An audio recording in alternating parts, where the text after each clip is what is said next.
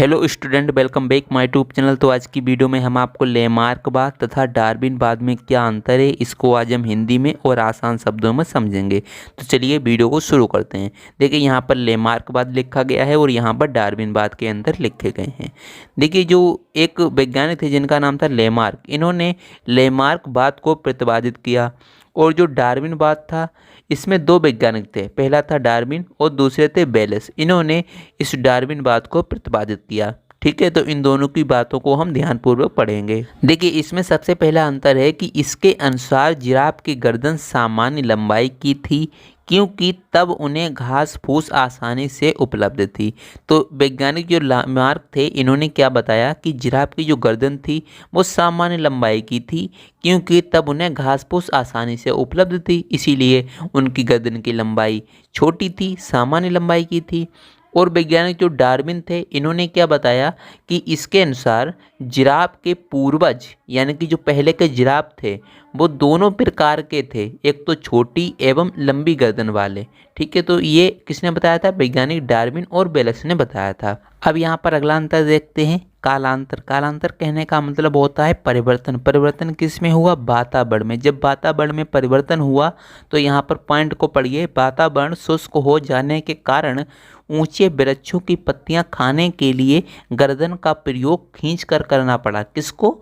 Giraffe को। पहले सामान्य लंबाई की गर्दन थी और फिर बाद में वृक्ष ऊंचे हो गए तो उनकी पत्तियां खाने के लिए गर्दन का प्रयोग खींच कर करना पड़ा, इसीलिए जिराफ की जो गर्दन की लंबाई थी वो बढ़ गई।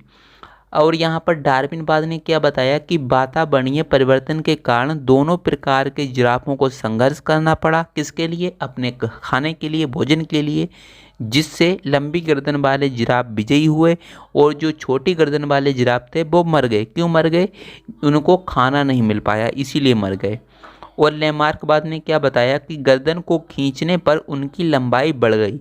जब जिराफों ने अपनी गर्दन को खींचा वृक्षों की पत्तियां खाने के लिए तो उनकी लंबाई बढ़ गई। इनमें गर्दन की लंबाई अलग अलग वंशागत हुई। देखिए इस पॉइंट को समझिए। देखिए जिराफ जो था उनके जो बच्चे थे उनकी गर्दन की लंबाई कुछ अलग अलग थी, यानी कि कुछ की तो गर्दन की लंबाई बड़ी थी और कुछ बच्चों की जो गर्दन की लंबाई थी वो छोटी थी, अलग अलग वंशागत हुई। ठीक है, और सबसे लास्ट पॉइंट है, वैज्ञानिक लेमार्क ने बताया कि गर्दन की बड़ी लंबाई एक उपार्जित लक्षण बन गई जो पीढ़ी दर पीढ़ी ट्रांसफर होती रही, यानी कि वंशागत होती रही। यानी कि एक संतान से दूसरी संतान में गई, दूसरी संतान से तीसरी संतान में गई, तो इस प्रकार से गर्दन की जो बड़ी वाली लंबाई थी वो वंशागत होती रही। तो इसीलिए जो आज आप जिराफ को देख पा रहे हैं तो वो बड़ी गर्दन वाले देख पा रहे हैं, छोटी गर्दन वाले जिराफ पहले ही मर गए थे।